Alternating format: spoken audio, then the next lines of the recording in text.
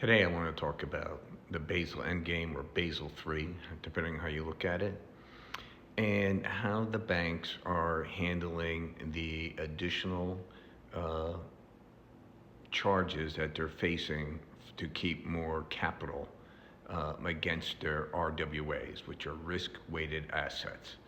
So you got to think about this. The government, after the great financial crisis, said if you invest in these risk-weighted assets, which we consider very risky, you have to have a lot more capital. And these other ones, all you have to do is have this amount of capital. I can assure you, after the great financial crisis, I was there working with somebody where we went through the firm and all the high RWAs we just sold or immediately, okay? So that we didn't have to have more capital constraints. So as everyone knows, during the great financial crisis, one of the big blowups were what we call collateralized debt obligations, or CDOs. They're fairly simple. They're a grouping of a pool of loans or bonds with other assets, okay? So tranching, as they call this, because the tranches will have different risks. So you'll have a senior, you'll have a junior, and then you'll have like whatever, the lowest of them all. And so what it says is that if a piece of your tranche, so your tranche is made up of loans, so let's say it's $1 billion and $50 million worth of the loans go belly up. What they're saying is that the interest being paid from these loans go first to the senior, second to the junior, and then finally to the low end, all right, if there's anything left over. And this did not work out too well, and even though CDOs are still available today, they're not used like they were during the great financial crisis. But we work with these banks, and the banks are smart people, and so they come out with a new financial engineering, and it's now the hottest trade for US banks. So this new financial engineering has multiple names.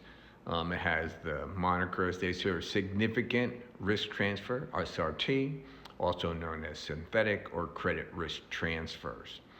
And so what this actually says is now you have your portfolio. Let's say it's commercial property, which we all know is having problems, okay? So what they say is, look, we're gonna sell this to a third party, and we're gonna say for the next 5 to 7 years, every deal is negotiated. For the next 5 to 7 years, if this thing goes belly up, this commercial property, that the first 5 to 15%, again, negotiated for each deal, goes to the third party. And then the rest is paid for by the bank.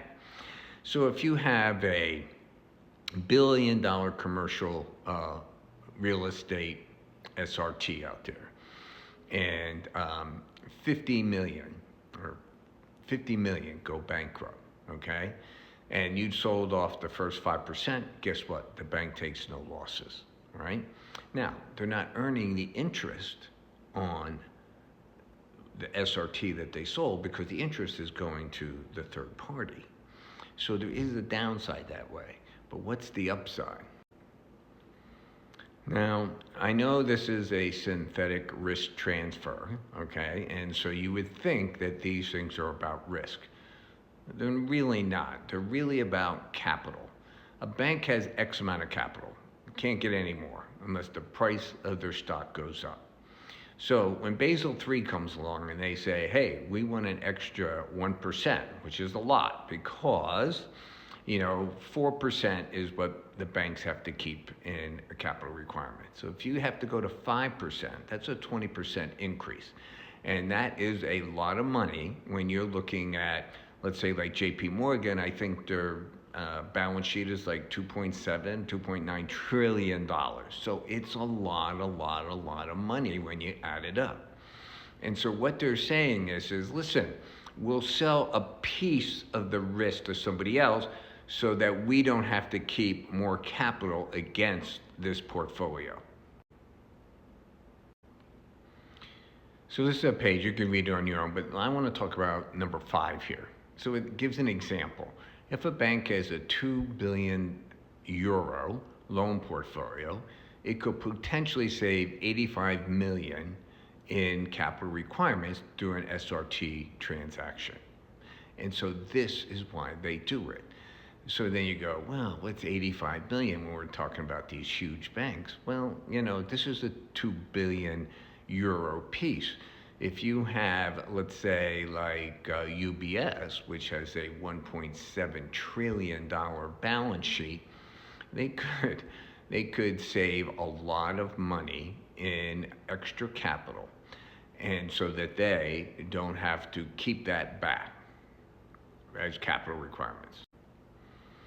So here's a brief, easy way to look at them. A bank makes a loan, and that's considered a risk to the bank. And the bank has to keep capital against that loan. To reduce the capital reserve, the bank bundles up and transfers some of the risk to investors who buy it. In return to agreeing to cover possible losses, investors get a periodic payment to the duration of the SRT. And so if borrowers have defaulted, investors can lose as much as 100% of their stake, but the bank absorbs the rest of the losses. So what does this all mean?